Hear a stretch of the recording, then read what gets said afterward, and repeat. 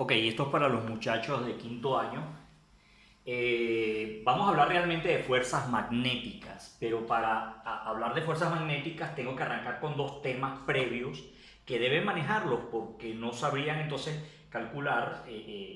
La fuerza magnética es fácil de calcular, pero el vector generado por otros dos elementos que se combinan para producir la fuerza magnética no lo sabrían hacer. Bueno, vamos a hablar de producto vectorial.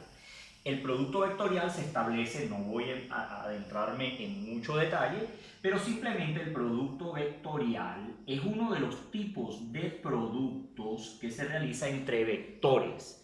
Los vectores no se multiplican entre sí de forma normal. Hay tres tipos de productos con los vectores. Uno, que es el producto vectorial, otro es el producto escalar y otro es el producto de un número, de un escalar por un vector. Esas son las tres formas de producto que tienen los vectores. Nos interesa, esto se ve en cuarto año, esto se ve en matemática de quinto año y espero refrescar un poco este conocimiento. Tengo dos vectores en cualquier lugar del plano. A mí me interesan dos vectores que se toquen en un punto. Esos dos vectores forman un plano. Este es el plano de los dos vectores. Para los efectos, esos dos vectores están colocados en un plano que, por ejemplo, podría ser el plano de la pizarra. ¿Ok? Entonces voy a colocar dos vectores, los he llamado, para aprovechar de una vez las variables, velocidad, un vector, y el otro campo magnético. Vamos a poner los dos vectores de esta forma. En principio vamos a trabajarlos perpendiculares entre ambos. Ambos forman un plano, aquí estaría el vector velocidad, y aquí el vector campo magnético. Hay un primer vector, un segundo vector, y eso es importantísimo, porque esto no es conmutativo. O sea, el producto vectorial diferencia mucho cuál es el primer vector, cuál es el segundo vector. Ok, tengo el vector velocidad, el vector campo magnético. Los he dibujado aquí. El vector velocidad, una partícula, por ejemplo, que se esté moviendo en este sentido, un campo magnético que se está dirigiendo en aquel sentido. El producto vectorial de esos dos, pues es simplemente trasladar el vector, el primero, sobre el segundo. ¿Por qué eso es importante? Bueno, si yo traslado el primero sobre el segundo, la rotación me da contraria a las agujas del reloj. Eso desde el punto de vista vectorial es positivo y eso me va a generar un tercer vector perpendicular al plano, y esto es lo que yo digo que sale del plano, sale hacia mí. Ese tipo de vector pues lo vamos a dibujar con un circulito y un punto, sale del plano, ¿ok? Si el sentido fuese al contrario, por supuesto no sería de esa forma. Vamos a hacerlo aquí abajo. Vamos a suponer ahora que yo tengo, eh, vamos a hacerlo al revés, pero en vez de estar volteando las siglas allá arriba, vamos a dejarlas de la misma forma. Ahora lo voy a hacer al revés. El vector velocidad para esta en ese sentido, el vector campo en este sentido. Fíjense que ahora, cuando yo trato de trasladar el vector, el primero, siempre el primero, sobre el vector campo, pues ahí el sentido me da negativo, me da en el mismo sentido las agujas del reloj. En ese caso, el vector resultante va hacia adentro, penetra, se mete en la pizarra, en el plano, entra. Y cuando entra, se suele usar esta simbología. ¿Ok?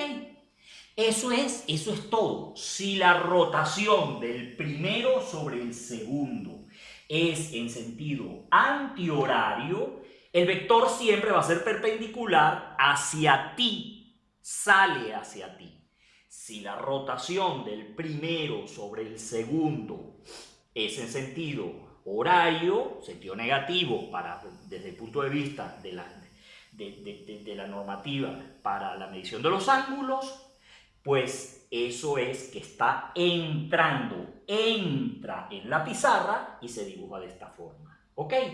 Bueno, con eso ya tendríamos el producto vectorial. Yo puedo mover esos dos vectores, los puedo mover a donde yo quiera. O sea, en este momento estaban así, yo los puedo ir moviendo, girando, pero nunca va a dejar de ser lo mismo. Giramos el primero sobre el segundo. Y una vez manejado eso, pues sabremos hacer productos vectoriales o vectores, obtener el tercero que es perpendicular a los dos primeros.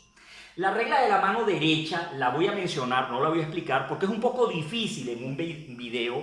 Pues la regla es simplemente para que tengan una idea, no pretendo con esto se coloca un vector sobre la mano derecha, se coloca el otro perpendicular a la mano derecha y mi dedo pulgar, me va a decir hacia dónde va el tercer vector. Claro, yo no sé si en este video pues se capta muy bien la idea, pero yo creo que con esta forma ya es suficiente para uno entender más o menos cómo se debe hacer. Ok, vámonos entonces ahora ya al tema de fuerza magnética, porque esto simplemente lo que me va a permitir es calcular la dirección y el sentido, dirección y sentido del vector resultante. Otra cosa es cómo calculo la magnitud. Vamos ahora con la magnitud. Existen dos formas, dos estudios que se realizaron paralelamente. Uno de ellos fue colocando un conductor sobre un plano. Imagínense ustedes que tenemos un cable colocado sobre el plano del pizarrón. Por ese conductor pasa una corriente.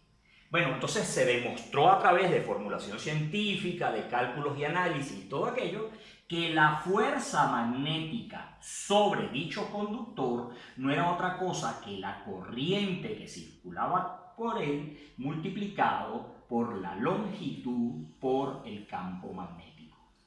Ok, este concepto ahora va a sonar un poco extraño para ustedes. Ustedes van a decir, bueno, pero es que la longitud para mí siempre ha sido una magnitud escalar.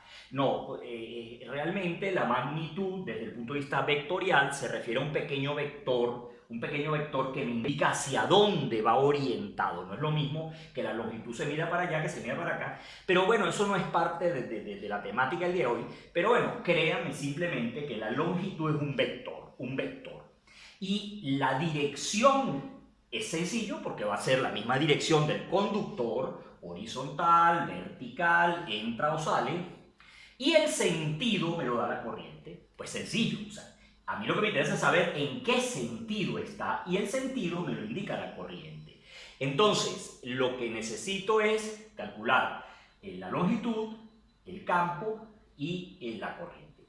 Bueno, vamos a colocar las unidades de cada cosa para que no quede ninguna duda. Si la corriente se mide en amperios, la longitud se mide en metros y el campo se mide en Tesla, pues la fuerza nos va a dar Newton. Ese fue uno de los primeros estudios que se realizó con un conductor y se obtuvo la fuerza magnética que actuaba sobre él, producto de colocarlo en un campo magnético. Posteriormente se tomó una pequeña carga, para efectos nuestros vamos a poner una carga positiva, que se desplaza en un sentido con cierta velocidad. Esa carga que se desplaza con cierta velocidad también se coloca sobre un campo magnético y esa carga es sometida también a una fuerza magnética. Y la fuerza magnética que actúa sobre dicha carga es del tipo fuerza es igual a la magnitud de la carga en Coulomb, que multiplica a la velocidad, disculpen, le un rabito aquí y aquí no, por campo magnético. Fíjense que el campo magnético siempre es la segunda variable, entonces la que va a girar sobre la segunda es la velocidad, la que va a girar sobre la segunda es la corriente. Recuerden que el sentido de la corriente es la que me dice. Ok, entonces aquí tenemos la segunda fórmula y esta segunda fórmula también tiene ciertas unidades, pues la carga en Coulomb, la velocidad en metros por segundos y el campo en Tesla. Esas tres unidades combinadas me producen la fuerza en Newton. ¿Ok? No es una locura porque al fin y al cabo, recuerden ustedes que el conductor lo que es una cantidad, recuerden que eso lo vimos en el primer lapso, una cantidad de cargas eléctricas desplazándose. O sea, básicamente este modelo es la simplificación de este modelo que está aquí. Básicamente los mismos modelos. Recuerden que también hay una relación que conecta la carga con la intensidad y que me dice simplemente que la intensidad de corriente, eso lo vimos también en el lapso pasado, era carga por unidad de tiempo. O sea, la velocidad con la que se mueven las cargas. Velocidad con la que se mueven las cargas. Eso es todo. La corriente es la velocidad con la que se mueve la carga. Bueno, no quiero hacer el video muy largo. Voy a dejar este aquí. Voy a hacer uno otro ya con ejercicio. Y entonces... bueno, no, vamos a aprovechar un momentico porque hay un detalle sobre esto, porque claro, comencé diciendo, bueno, es que tenemos entonces un vector velocidad perpendicular, disculpen un rabito ahí, vector velocidad perpendicular al vector campo, y entonces dije que eran perpendiculares. No necesariamente tienen que ser perpendiculares. Pueden ser no perpendiculares también. Igual van a formar un campo. Entonces vamos a poner velocidad aquí, campo aquí, y sigue siendo la misma cosa, velocidad sobre campo, el vector sale, al salir es un punto, el tercer vector, y supongamos que aquí entonces existe un ángulo alfa. Ok, la fórmula, cualquiera de las dos, es lo mismo. Cualquiera de las dos fórmulas, voy a asumir la primera, desde su punto de vista algebraico, desde el punto de vista módulo, no dirección y sentido, se convierte en I por L por B por el seno de ese ángulo que está allí.